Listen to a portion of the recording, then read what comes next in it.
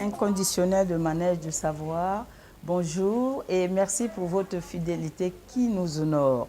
Aujourd'hui, nous avons un réel plaisir de recevoir un sénateur, un grand professionnel des assurances, Thomas Tobo Eyoum. Bonjour, monsieur le sénateur.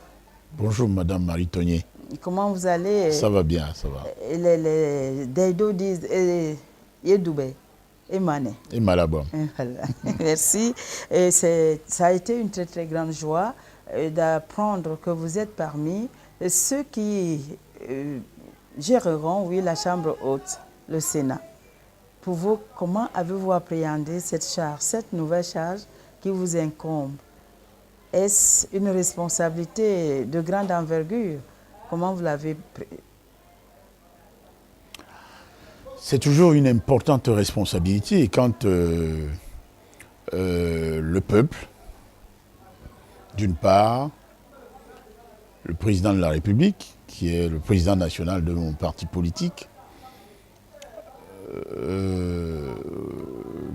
quand, disais-je, le peuple, le parti et son chef, quand il vous confie une mission, c'est une très grande responsabilité. C'est toujours une responsabilité quand on devra travailler pour le pays, dans l'intérêt du pays et de la population du pays. C'est avec un grand plaisir, une joie et une certaine fierté que j'ai accueilli cette nouvelle charge qui m'est confiée.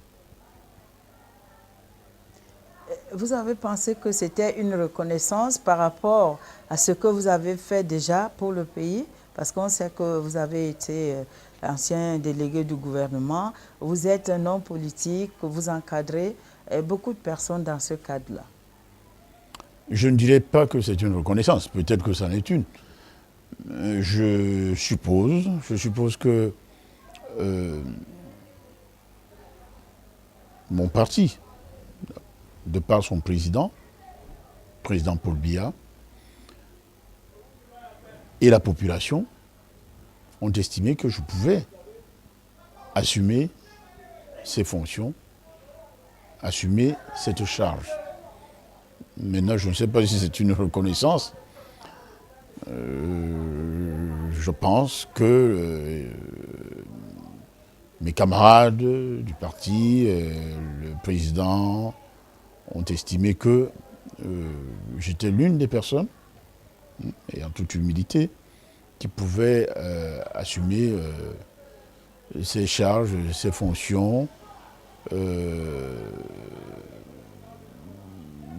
au sein de l'institution qu'est le Sénat, notre premier Sénat. Je ne peux qu'en être fier. Et aujourd'hui, quand vous avez déjà eu des premières rencontres, vous personnellement, vous pensez mettre l'accent sur quoi en prime comme action? Parce qu'on sait que vous êtes pour les collectivités décentralisées. c'est cela.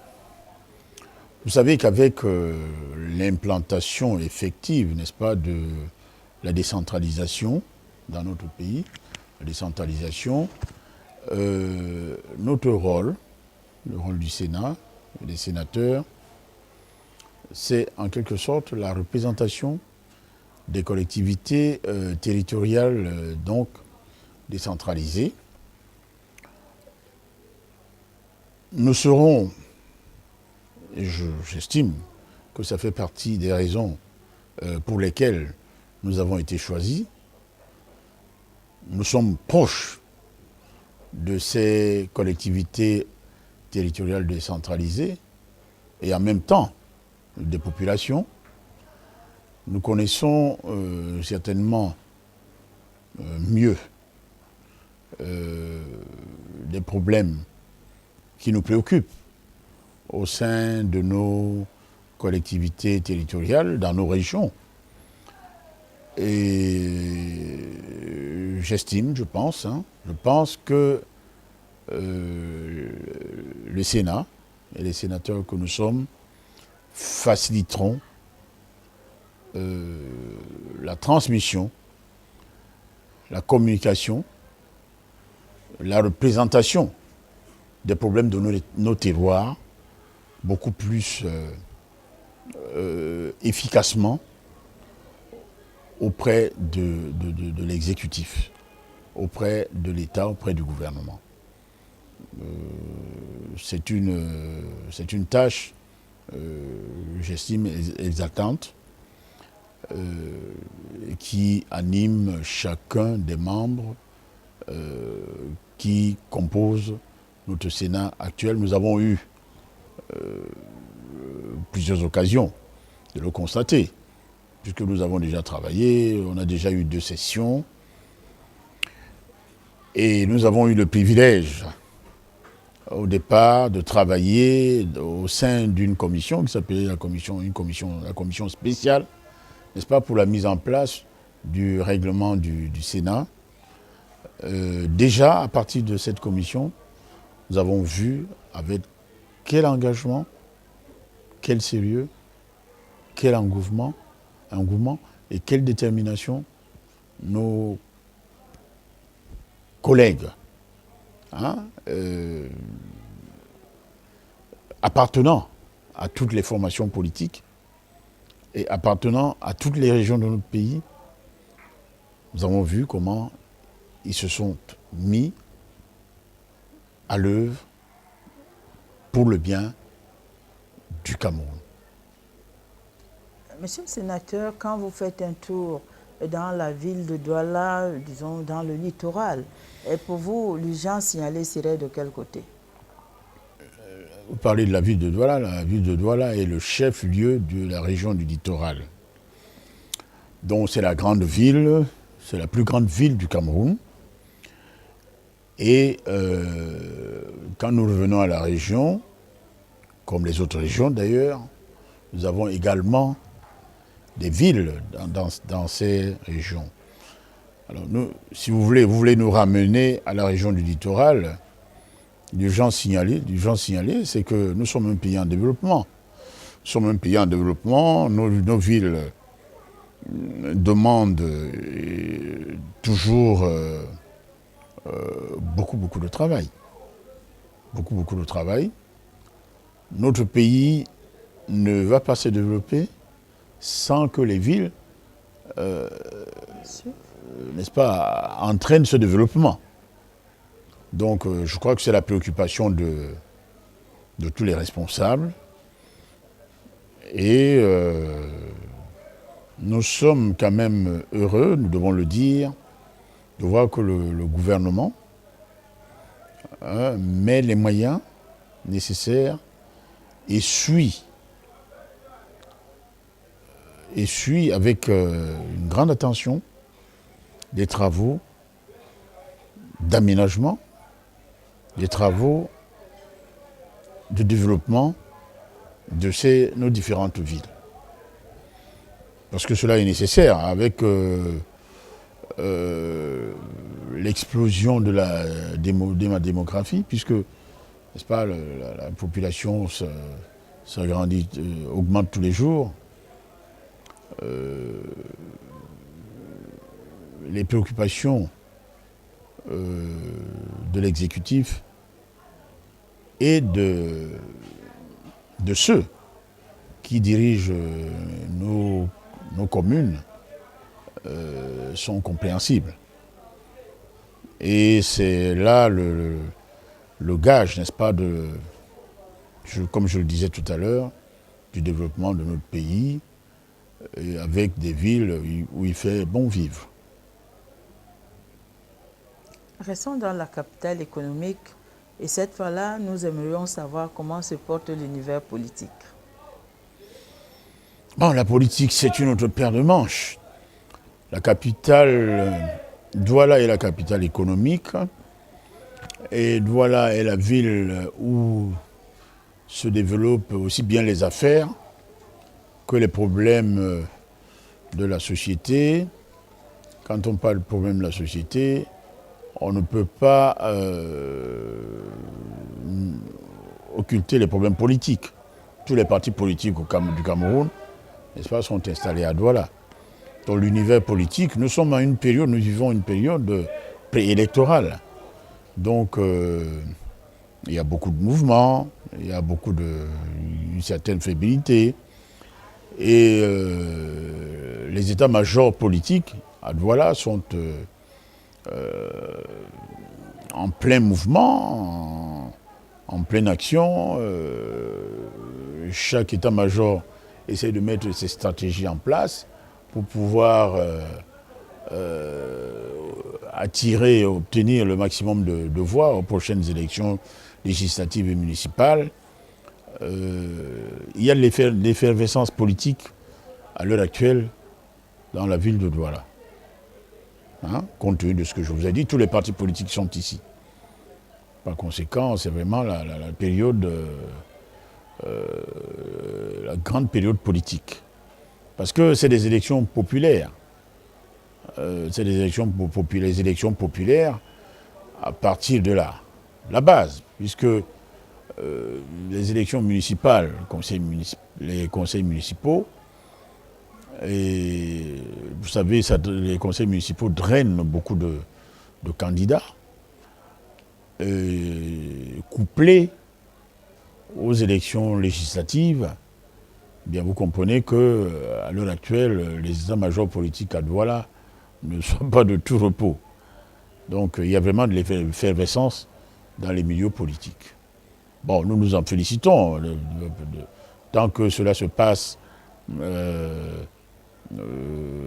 le calme, dans la paix, n'est-ce pas, et dans j'allais dire, la sportivité, la convivialité, n'est-ce pas, parce que c'est comme ça, la tolérance. Nous sommes dans un concept démocratique. Nous avons besoin de respecter, de fonctionner en respectant ces principes-là pour que notre démocratie avance donc comme nous le souhaitons tous, n'est-ce pas? Voilà. Ouais.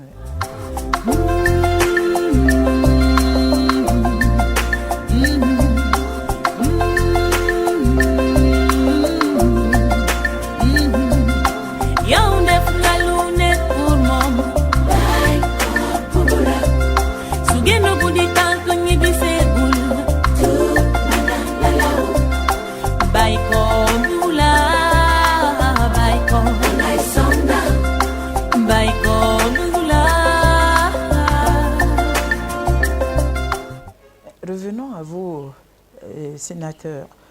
Vous êtes un professionnel des assurances, nous l'avons dit à l'entame de ce programme.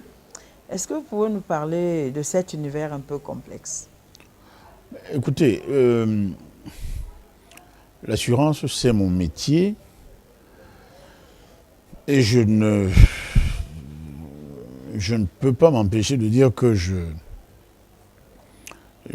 reconnais que je suis parmi les premiers cadres hautement formés, n'est-ce pas, de notre pays.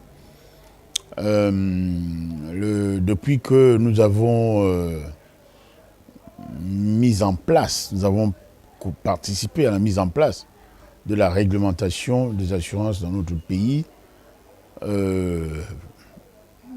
Les choses ont beaucoup changé. L'assurance s'est développée au Cameroun. Nous avons plusieurs sociétés d'assurance de droit national à capitaux camerounais et à capitaux étrangers, n'est-ce pas? Ce qui n'était pas le cas avant. Nous avons beaucoup d'intermédiaires d'assurance camerounais et étrangers. C'est un secteur qui s'est beaucoup développé.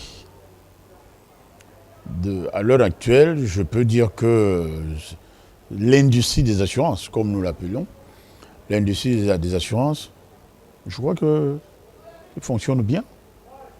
Nous voyons comment les résultats sont publiés tout le temps.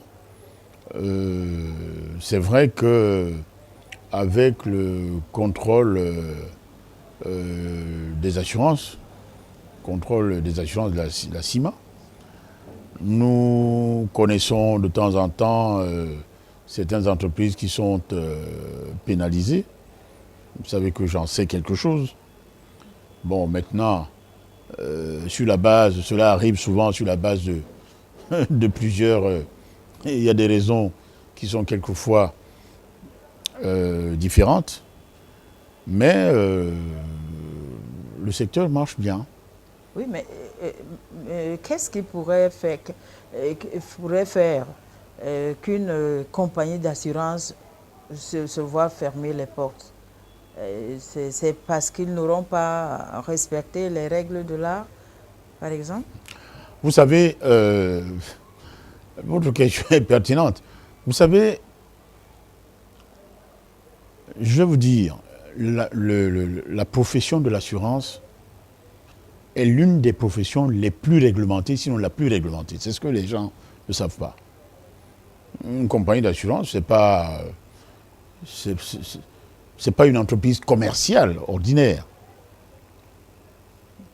Il y a des règles très précises, hein, des règles de gestion, des règles techniques, des règles juridiques qu'il faut respecter. Donc, il suffit que quelquefois il y ait quelques négligences et que vous soyez épinglé par le contrôle. Soyez épinglé par le contrôle. Maintenant aussi, il y a un problème il y a quelquefois la qualité aussi du portefeuille, ce que nous appelons portefeuille, c'est-à-dire ce qui constitue la matière assurable de la compagnie. Une compagnie d'assurance qui n'a que, par exemple, je prends par exemple ça que nos amis les taximens m'en excusent, qui n'a par exemple que des taxis en portefeuille. Pourquoi? Parce qu'il y a beaucoup d'accidents avec cette catégorie d'automobiles. Eh bien, le portefeuille n'est pas bon. On peut se voir pénalisé par cela. Bon, maintenant, je vois vos problèmes, je vois vos questions. Je vois aussi ce que vous voulez dire. Je sais que les assurances sont toujours décriées. Tout à fait. On dit plein de choses. Mais cela dépend comment on est assuré. Cela dépend comment on est assuré.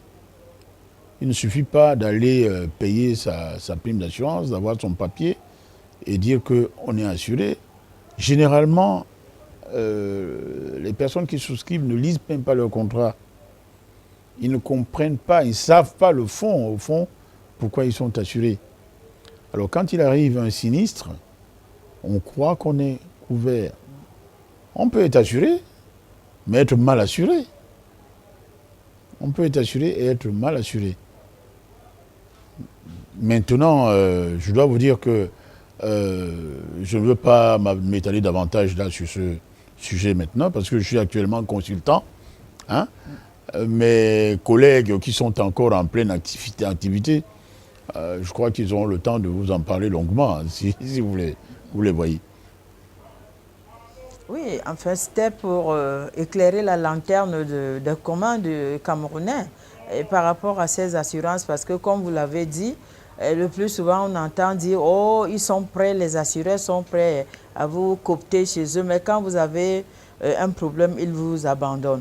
C'était par rapport à ça, parce que cette lecture valait la peine. Savoir que, par exemple, quand on prend une assurance automobile, ce n'est pas une assurance vie, ce n'est pas assurance décès, puisqu'il y en a plusieurs types. Je ne suis pas du milieu, mais au moins on entend parler. Oui, vous en savez quelque chose, parce que vous en parlez bien, donc ça va. Non, si vous voulez, moi je suis actuellement consultant, je ne suis plus directement dans le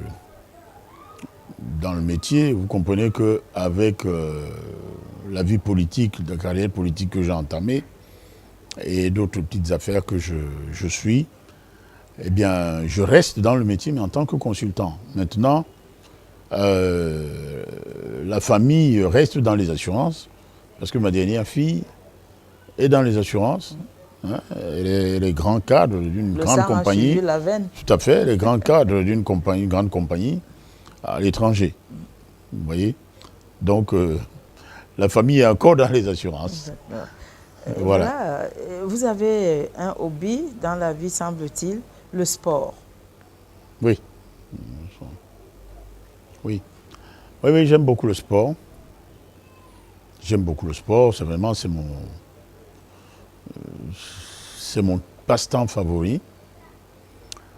Vous savez, je vais vous faire rire. Moi, j'ai commencé à aimer le sport parce que quand j'étais adolescent, j'étais pas très musclé, hein, j'étais pas très costaud. Il fallait donc que je me muscle. Je me suis mis à faire du sport, mais vous ne pouvez pas deviner quel sport, à faire de l'haltérophilie. Vous voyez? Pour avoir quelques muscles. Mais comme tous les jeunes, je jouais au football. J'ai joué au football jusqu'à il n'y a pas très longtemps. Bon, de temps en temps, avec mes enfants et mes petits-enfants, on s'amuse encore un peu quand je les retrouve. Nous avions un club à Daïdo, toujours quand j'étais adolescent là. Il y avait un club qu'on appelait Club Multisport de Daïdo. C'est un Français qui l'avait créé ici. Et au sein de ce club, nous avons pratiqué un peu de boxe, un peu de course, d'athlétisme. Et au sein de ce club, il y avait également 2 équipes pour les jeunes. Ces équipes-là formaient la relève de l'équipe de Léopard, sportive de Daïdo. Oui. Là aussi, j'ai joué là-dedans, avant de partir à l'étranger. Maintenant, à rentrer de l'étranger, je fus l'un des responsables de l'équipe de Léopard de Daïdo. Hein, quand l'équipe de Léopard de Daïdo, qui à ce moment, elle était quand même à un autre niveau. Hein. Et au jour d'aujourd'hui, je continue à faire mon sport de maintien et je ne rate pas les grands matchs de football, ni les grands combats de boxe à la télévision, hein, ni les grandes manifestations d'athlétisme. N'est-ce pas? Le sport, c'est mon passe-temps favori, c'est vrai. Et aujourd'hui, où le léopard tangue un peu, sûrement vous avez une petite peine au cœur. Ben, écoutez, j'ai l'habitude de le dire, chaque chose en son temps. Maintenant, le léopard, ceux qui sont plus jeunes que nous maintenant, ils s'en occupent. Hein? Nous, on suit les équipes maintenant à la télévision. Bon, bien entendu, quand les Lions Indomptables jouent, on est beaucoup plus intéressés. Mais nous, on aime le beau football. Je suis les championnats étrangers. Je suis beaucoup les championnats étrangers. Bon, maintenant, nous avons tout quand même pour pouvoir avoir du beau football.